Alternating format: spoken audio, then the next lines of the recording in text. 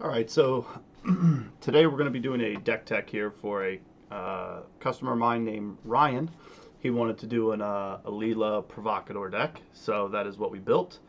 And this is obviously a new setup that I'm trying here where we're going to be going through Architect to show off the deck, describe the cards. All of the cards are already here in this pretty box with all sleeved up, ready to go for you, Ryan. So, without further ado, the budget, I went a little bit over budget, as you can see here with, we're looking at about 525 or whatever, but it is what it is.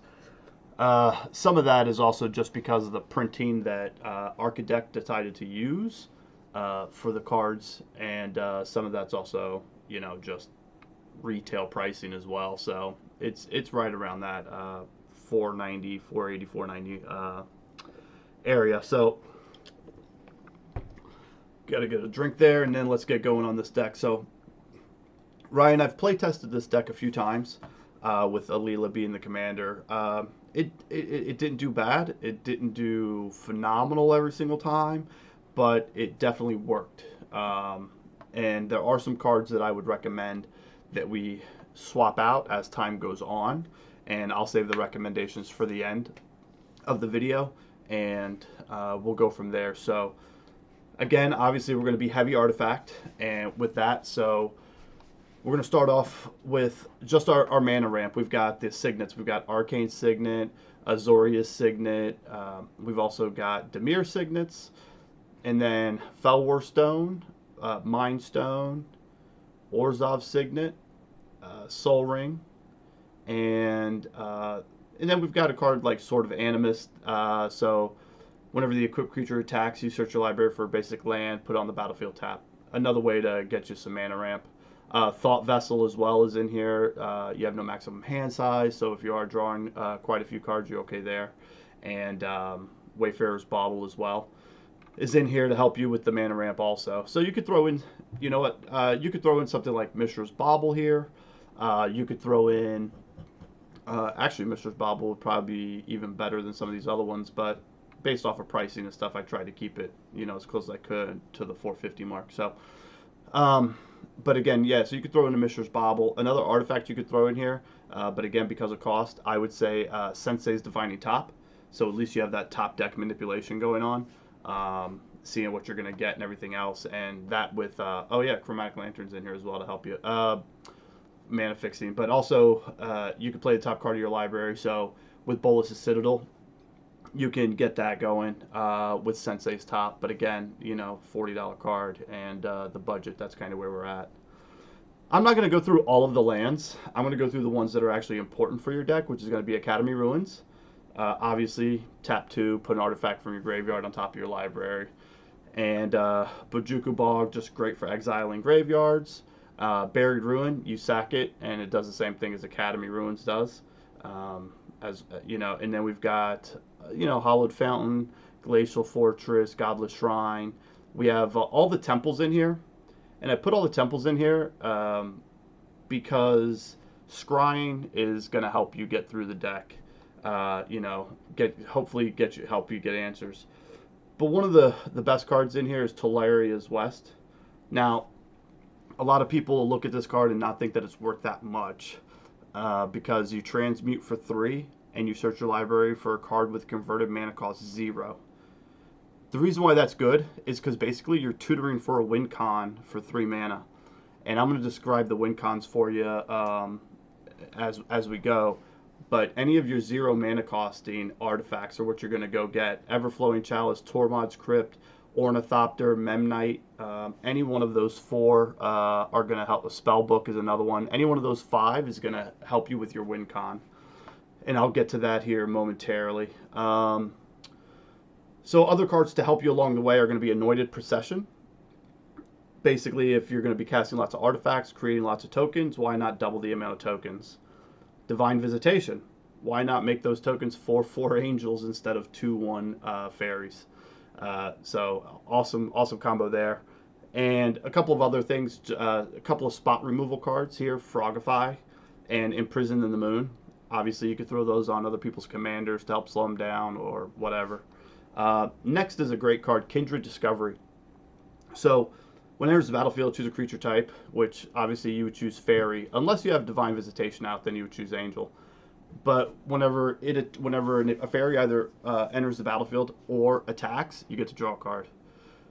That's going to help with the combination as well, which I'll go over here shortly. Again, I'll go over all the different combinations you can use to go infinite or win on the spot. And then, of course, Rhystic Study. We need to get card draw as often as we can, so we're going to have our Rhystic Study in there. Next, we're going to go through our sorceries, and these are mainly our tutors and board wipes, and basically help us control the board. Demonic Tutor, self-explanatory. Fell the Mighty, destroy all creatures with power greater than target creature's power. So if you're playing against like a big green stompy deck or a dragon deck or a big mean red deck or something, you play Fell the Mighty, you know, pick one of your 2/1 fairies, blow up everything else 3 or more, and go from there. And you're pretty much set. So that's why I put Fell the Mighty in there. Merchant Scroll, you're going to look for a blue instant.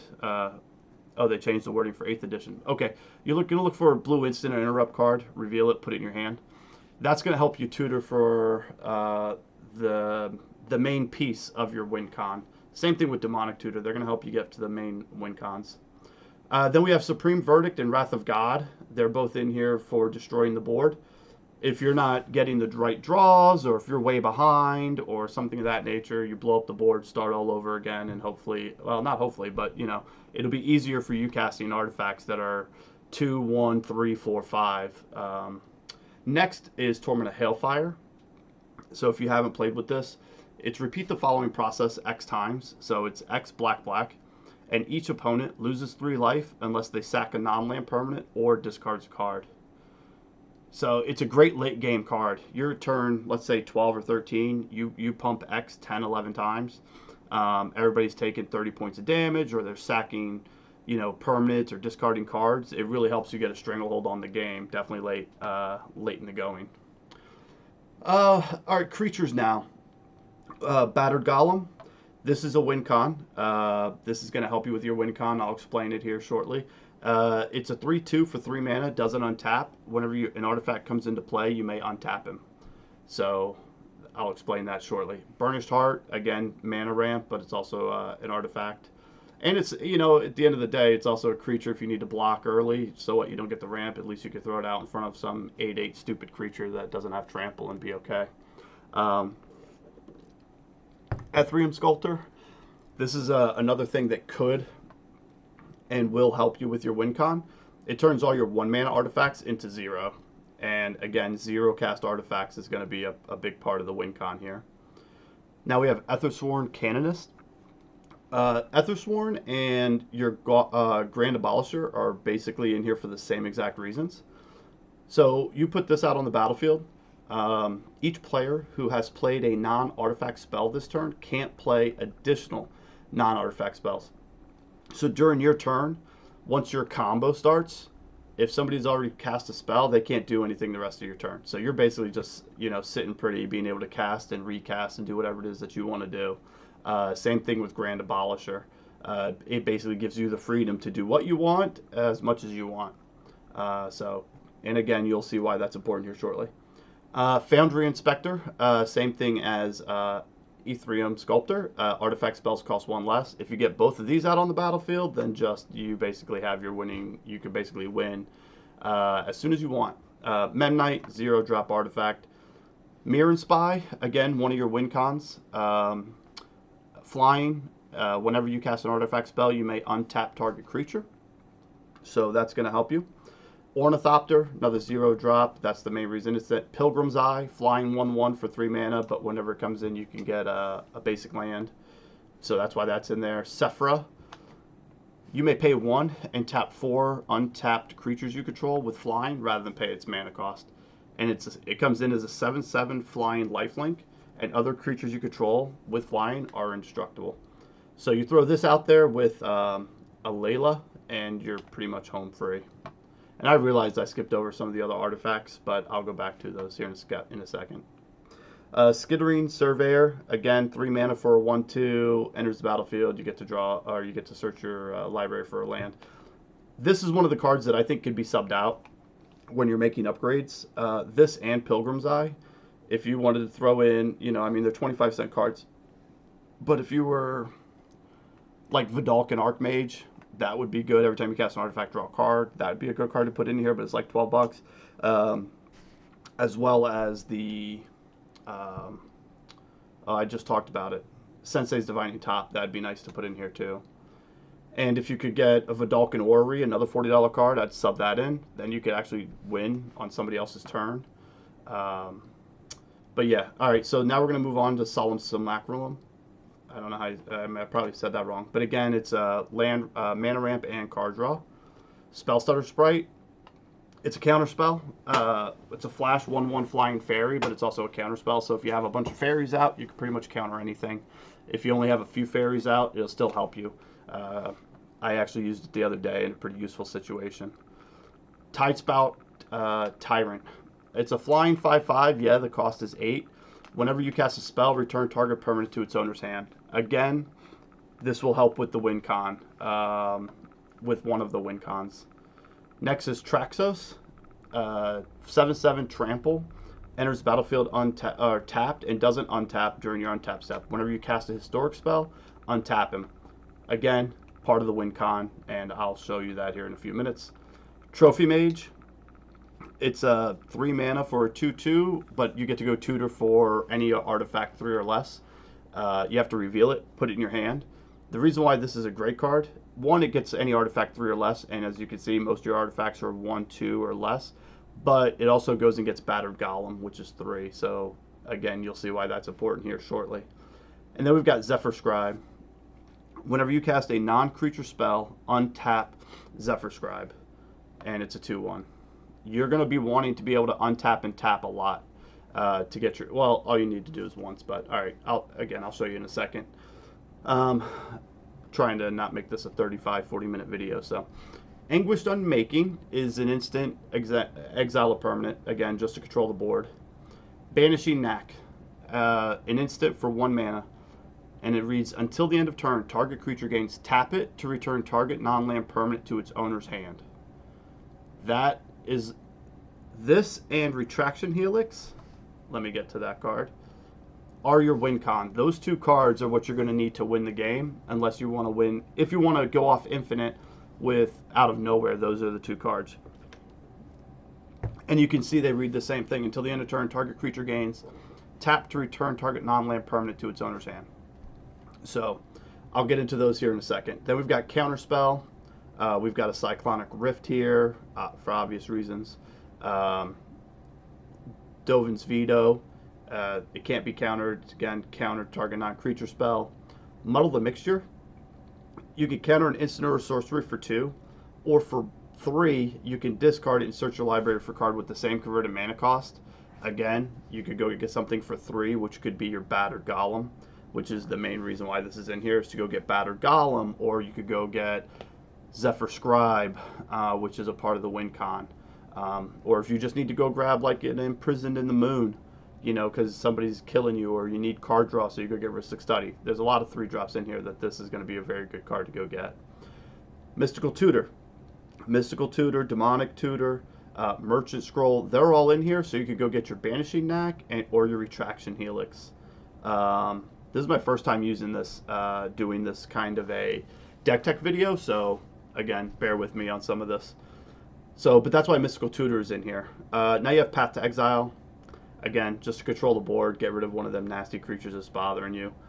Swan Song, again, get rid of one of the enchantments or counter an instant or sorcery spell. Swords to Plowshares. And Weir of Invention. Again, this is going to help you go search your library for an artifact to help you get into your win con. So you could make X 0. So you have 3 blue, make X 0 and go get go get your spell book or your Memnite for your win con. So that's everything except for the artifacts. I'll go back to the artifacts now and how they're going to help, and then I'm going to go over the win cons and how they work. First is Coat of Arms. Coat of Arms is in here because of its ability with Alela. If you got a bunch of 1/1 fairies or 2/1 fairies out there, you play a coat of arms and you've got 10 of them, they're all going to get +10/+10. And as I'm looking through here, actually, there is a card that is missing, and I apologize for that, because he's a part of your win con as well, and I don't understand. I put it in here earlier. He's not. I thought it might be under the artifacts section whenever I was looking through creatures. So bear with me 1 second. I apologize. I am not going to stop the video and recreate a whole new video to go grab this one card. But I will show the card to you, and then I will update the deck list afterwards. And I do apologize. I read it earlier on the deck list, so before I started the video, and I might not see it right now for some reason. I'm looking again, but yeah, maybe whenever I get to it, it'll pop to me. It'll come to me. It's a great card. Goes well if you've got coat of arms out. It really is going to help you get into your infinite combos. Oh, there it is. And it's not, okay, it's not under creatures. And it, yeah, okay. So the next card, I'm going to add it right now, actually. So I'm going to have to take something out. So, there we go. And because I'm going to take out, I'll take out Skittering Surveyor. It does the same thing as Pilgrim's Eye, but Pilgrim's Eye is at least is following, or is flying, sorry. Yep, back to 100 cards. Okay, so we're putting in Crashing Drawbridge, which is going to go great with Coat of Arms. Crashing Drawbridge is a Defender 0/4, but it allows you to tap, and creatures you control gain haste until the end of turn. So if you play Crashing Drawbridge on turn, let's say 5, and turn 6 you bring out Coat of Arms, you're going to have at least 6 or 7 flying 2/1s that are going to all pump up +5/+5, and you can have them all gain haste. So awesome card in here, especially with the Coat of Arms. Even without the Coat of Arms, still great. Next is going to be our Eldrazi Monument. Creatures you control get +1/+1 and have flying and indestructible. And you have to be able to sack a creature. So basically, if you could play an artifact every turn, you could sack a fairy and not really stress too much about it. It works out really well. Everflowing Chalice's mana ramp. Lightning Greaves is here to protect your commander from any kind of issues. Nihil Spellbomb, just like Tormod's Crypt, basically you're going to get to destroy somebody's graveyard. And then Skull Clamp, again, that's in here for card draw. So you can equip it to your fairies, kill them, so you can get some draw out of it. Swiftfoot Boots to help you control or to protect your commander again. And then Spellbook. You have no maximum hand size, but the best part is it's a 0-drop. And then we've got Tormod's Crypt and Wishclaw Talisman. So Wishclaw Talisman, I know a lot of people aren't big on, but here's my feeling. If you're going to get to go tutor for your win con, who cares what anybody else does with it on their next turn? Something we've done in the playgroup is we'll make deals like, I'll cast Wishclaw, I'll use it, and then I'll make a deal with the other person. Hey, if I give this to you, will you give it back? And typically they'll say yes, so they could go tutor for whatever they want. So you can essentially get 2 tutors off of it if you're in the right group. But even if you only get 1, you go get your win con. So, excuse me. So here's how it works for you to go infinite. Aetherflux Reservoir is in here as well. This will help going. If you have Aetherflux Reservoir, you don't need anything else on the board. If you don't have Aetherflux Reservoir, then you're going to need creatures to be able to go to be able to attack, and Crashing Drawbridge to give them all haste so you can win the game. And here's how the winning the game is going to work. And I'm going to use one example, but there's multiple examples of how this works. So you're going to have Zephyr Mage on the battlefield, which reads, whenever you cast a non-creature spell, untap Zephyr Scribe. And so a non-creature spell, so let's say your Spellbook. We're going to use Spellbook and Zephyr Scribe. Now you put Banishing Knack out, and you say until the end of turn, Target creature gains tap, return target non-land permanent to its owner's hand. So actually, we don't need Zephyr. We don't need that when we have Zephyr Mage out, because whenever you cast Spellbook, you untap the Zephyr. What you need to be able to do is bounce the Spellbook back to your hand. So you need a second creature. One of your Faeries can do this. You put Banishing Knack. You target one of your Faeries. You tap the Faerie and return Zephyr to your hand. And return Spellbook to your hand when you... Oh, wait. I'm so sorry. This is so bad. Yeah, I was right. Yeah, you target... I'm sorry. Banishing Knack targets Zephyr Scribe, because whenever you cast your Spellbook, you untap Zephyr Scribe, then you tap it to bounce the Spellbook back to your hand. So that's infinite. So with those 3 cards, you go infinite. You could do that with any of these cards. Traxos will work. Tidespout Tyrant. Whenever you cast a spell, return a permanent to its hand. Your biggest concern is bouncing the permanents to your hand. So in order to bounce the permanents, you're going to need Banishing Knack, Retraction Helix, or Tidespout Tyrant on the battlefield. And those 3 cards are going to allow you to bounce your 0 casting cost artifact, let's say Spellbook, to your hand as often as you want. Another card you could put in here that's 0 casting cost, artifact-wise, is going to be a Zern Orb. You could also sack lands to gain life. So, again, that's one of the cards you could sub in to help with the 0 mana casting cost. That's a non-creature. So basically, that's how you start it. If you have Aetherflux Reservoir out on the battlefield, every time you cast let's say your Spellbook, you cast it once, you gain 1 life. You cast it twice, you gain 2, and then you gain 3. So ultimately, you could just keep casting it infinitely and kill everybody at the board in one swap by doing 50 points of damage to them. The next way to do it is to create, as you're casting Spellbook, you're also creating a ton of Faeries.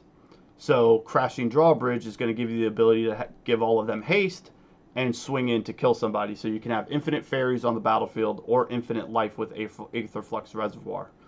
Now, that's where you want to have Grand Abolisher or Aethersworn Canonist on the battlefield, so that you can't get the combo interrupted. And there's, and if you can have a couple of counter spells held up as well, if it's, because this is going to work. I think the earliest I was able to go infinite was I want to say turn 5. No, I think it was turn 6. But I was able to go infinite, let's say turn 6, and I actually did have a counter spell held up in my hand just in case somebody countered it. Because if you play it out, let's say you get the perfect draw, you're going to play out your hand. Let's say you get a 0 casting cost. Let's say you do get Spellbook in your hand, opening hand with Aetherflux Reservoir. Let's say you get a few lands in there and Zephyr Scribe. And if you have those 6 cards in your opening hand, and then you have Banishing Knack, those are your starting 7. All you need to do is get to turn 4 to cast your commander. Turn 5, cast Aetherflux Reservoir. Turn 7, win the game. Turn 6, win the game. If you don't have Aetherflux, but you have Crashing Drawbridge, you play that turn 3, play Alela turn 4, and then turn 5, you drop a 0 casting cost, and then you drop Banishing Knack, and game over turn 5. If you get some mana ramp out, you get your Arcane Signet.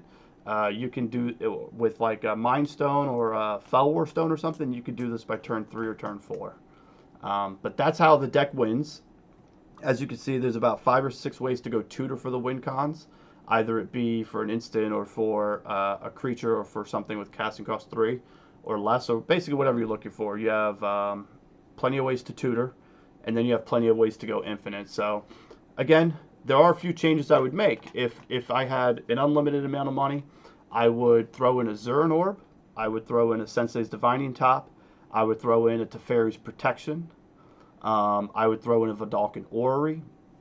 All of those cards, because Vidalcan Orrery allow you to win on somebody else's turn, especially if you have Aetherflux Reservoir out, you don't need to attack.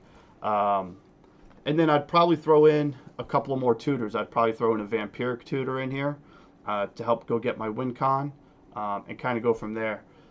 As far as what I would take out, the first things I would take out would probably be Pilgrim's Eye.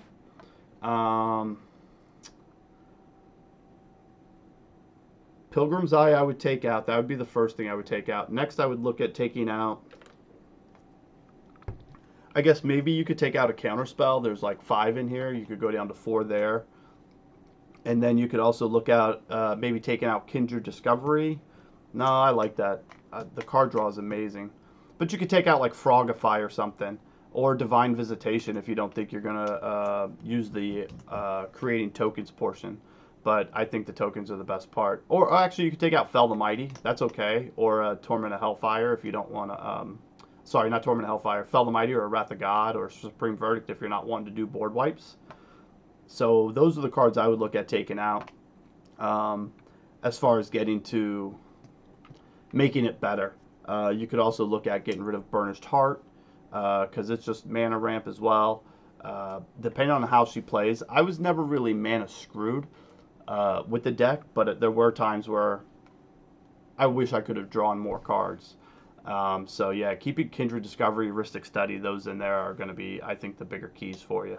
But if you can get a couple more 0 casting costs, maybe Mishra's Bauble and Zurin Orb, and then I would throw in the other 2 artifacts, which would be Sensei's Divining Top and Dalkin Orrery. So those are 4 more artifacts I would add. I'd probably take one of the artifacts out, maybe get rid of, I wouldn't get rid of any 0 drops, so I might get rid of like one of the Signets. Unless you play it and you feel that you need as much mana ramp as possible. You could get rid of Thought Vessel if you know, or Spell, well, not Thought, no, not Spellbook, but Thought Vessel you could get rid of if it looks like you're never drawing a ton of cards, so the max hand size doesn't matter. You know, kind of go from there. So that's going to be the Alela deck tech. This is for you, Ryan. She is all boxed up like I showed earlier. She's all boxed up and ready to go. She will be in the mail tomorrow, the 13th. And I will ship it with tracking and all that kind of fun stuff for you. And we'll get going from there. If you have any questions, hit me up through eBay. Or in the YouTube link, you'll see in the YouTube description, you'll see a link to my Discord page and other things like that where you can message me and we can discuss any further options. So I appreciate you watching, appreciate your patronage, and look forward to working with you in the future. Thanks, man. Bye.